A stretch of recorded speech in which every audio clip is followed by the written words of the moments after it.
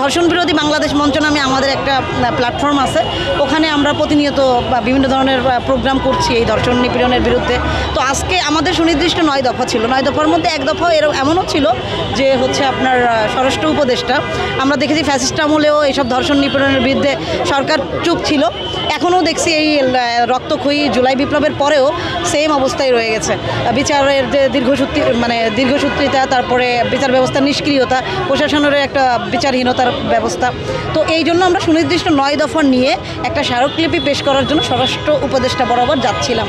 তো আমাদের দাবি ছিল যে আমরা ওই পদযাত্রা করে স্বরাষ্ট্র উপদেষ্টাকে আমাদের 9 দফা বুঝাই দিয়ে তারপরে আমরা আসবো। কিন্তু ইতিমধ্যেই আপনারা দেখতে পাচ্ছেন যে ফ্যাসিস্ট আমলের মতো সরকারও সেই সরকারি নির্দেশে সরকারি প্রশাসন, পুলিশ প্রশাসন এখানে ফ্যাসিস্ট হয়ে আসে। আমরা খুবই শান্তিপূর্ণভাবে আমাদের মিছিল নিয়ে পদযাত্রা করতেছিলাম, ঠিক এখানে আসার পরে পুলিশের নির্যাতনে আমরা এখানে পড়ে যাই। দেশ জুড়ে তোলপাড় ওয়ালটন ফ্রিজ কিনে আপনিও হয়ে যেতে পারেন মিলেনিয়ার। আর সহযোদ্ধা যারা, তাদেরকে পুলিশ মারে, আমাকে নিজেকে ফেলে দেয়, ফেলে দিয়ে তারা লাঠিচার্জ করে এবং নারীদেরকে পুলিশেরা জামা ছিঁড়ে ফেলে, ওড়না ধরে টানতেছিল এবং লাঠিচার্জ করতেছিল প্রতিনিয়ত। তো এই যে আমরা চাই যে একটা শান্তিপূর্ণ পদযাত্রা, যেটা একটা যৌক্তিক দাবি, একটা জাতীয় দাবি ধর্ষণের বিরুদ্ধে, তারা কি চায় না ধর্ষণের বিরুদ্ধে কিছু করা হোক? তো তারা কিভাবে একটা যৌক্তিক দাবির জন্য যে স্মারকলিপি নিয়ে যাওয়ার পথে তারা কিভাবে এইভাবে নির্যাতন বসে পারবে? পুলিশ এখন আমাদেরকে যেটা বলছে, তারা প্রথমেই লাঠিচার্জ করে ফেলছে।